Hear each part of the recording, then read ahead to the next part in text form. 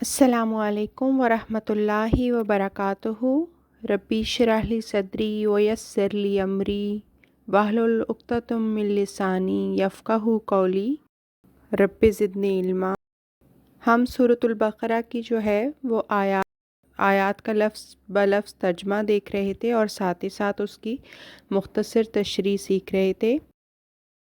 आऊज़ु बिल्लाहि मिनश शैतानिर रजीम, बिस्मिल्लाहिर्रहमानिर्रहीम। आइए अब आयत नंबर 198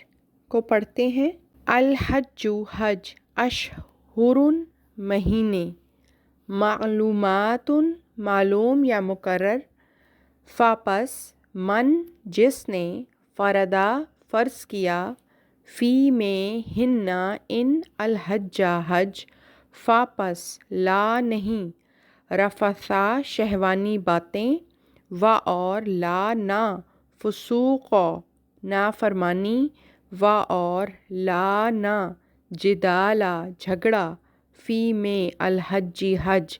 व और मा जो, तफ़अलू तुम करते हो, मिन से खैरिन नेकी, या लम जान लेगा, हु उसे, अल्लाहु अल्लाह, व और तज़व्वदू तुम ज़ादे राह लो, फापस इन्ना यकीनन, खैरा बेहतर, अज़्ज़ादी ज़ादे राह, अत्तक़वा तक़वा है, व और इत्तक़ू डरो, नी मुझसे, या उलिल अलबाब ए अक्ल वालो। आइए अब बामुहावरा तर्जमा देखते हैं। हज चंद मालूम महीनों में होता है, बस जिसने इन महीनों में हज का अज़्म कर लिया तो हज के दौरान किसी किस्म की शहवानी बात और बदकिरदारी और झगड़ा जायज़ नहीं होगा, और जो नेकी भी तुम करो अल्लाह इसे जान लेगा, और ज़ादे सफ़र जमा करते रहो, बस यकीनन सबसे अच्छा ज़ादे सफ़र तक़वा ही है, और मुझे से डरो ए अक्ल वालो।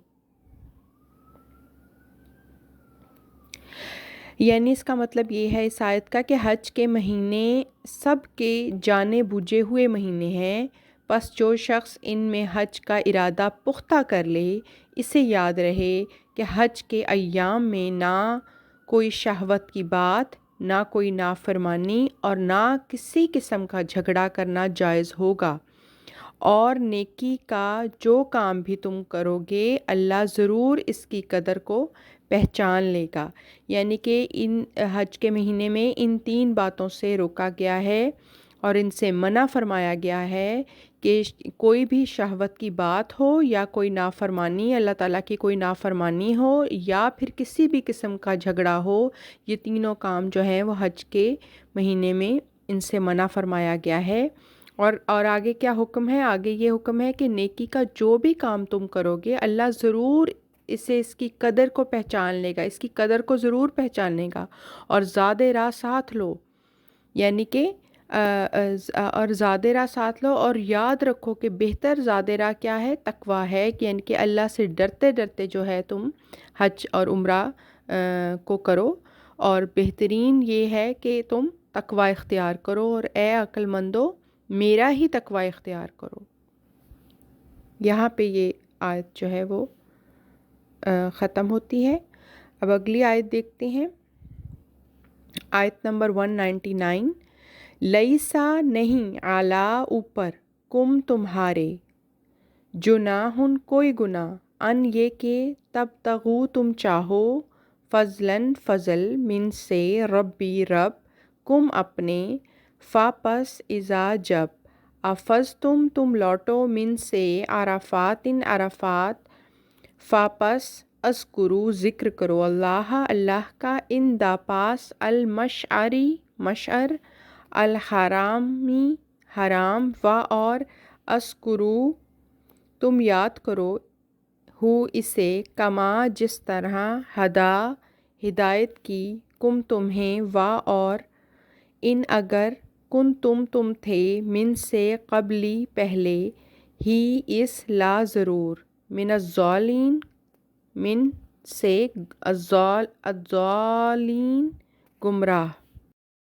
تم پر کوئی گناہ تو نہیں کہ تم اپنے رب سے فضل چاہو، بس جب تم عرفات سے لوٹو تو مشعری حرام کے پاس اللہ کا ذکر کرو اور اس کو اسی طرح یاد کرو جس طرح اس نے تمہیں ہدایت کی ہے، اور اس سے پہلے تم یقیناً گمراہوں میں سے تھے۔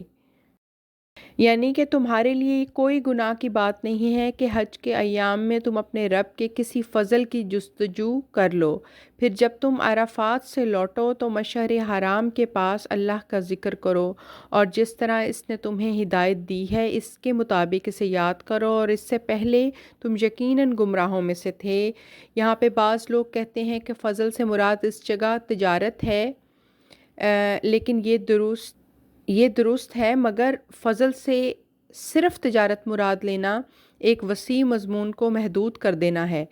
در حقیقت آج اسلام کو جس بہت بڑی مصیبت کا سامنا ہے وہ یہ ہے کہ دنیا میں چاروں طرف کفر غالب ہے اور مسلمان جمود اور بے حسی کا شکار ہیں۔ ان کے دلوں میں یہ احساس پیدا نہیں ہوتا کہ وہ اسلام کی اشاعت کے لیے اس جنون سے کام لیں جس جنون سے قرون اولیٰ کے مسلمانوں نے کام لیا تھا اور اسلام کو تھوڑے عرصے میں ہی تمام معلومہ دنیا میں غالب کر دیا تھا۔ پس حج کے ذکر کے ساتھ وَابْتَغُوا مِن فضل اللہ فرما کر میرے نزدیک اس امر کی طرف توجہ دلائی گئی ہے کہ تم اس عظیم الشان اجتماع سے بعض دوسرے فوائد بھی حاصل کرنے کی کوشش کرو اور اللہ تعالیٰ کا وہ فضل تلاش کرو جس کے نتیجے میں مسلمان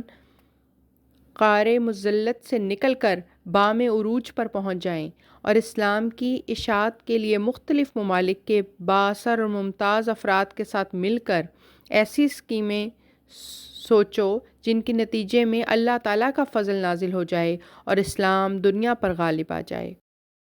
اور اس میں ایک لفظ آیا ہے مشعر الحرام، یہ حج کا ایک مقام ہے جو عرفات اور منی کے درمیان واقع ہے۔ عرفات سے واپسی پر حاجی رات وہاں گزارتے ہیں۔ اگلی قرآن کلاس میں انشاءاللہ ملاقات ہوتی ہے۔ السلام علیکم ورحمۃ اللہ وبرکاتہ، وآخر الدعوانا ان الحمد للہ رب العالمین۔ اللہ حافظ۔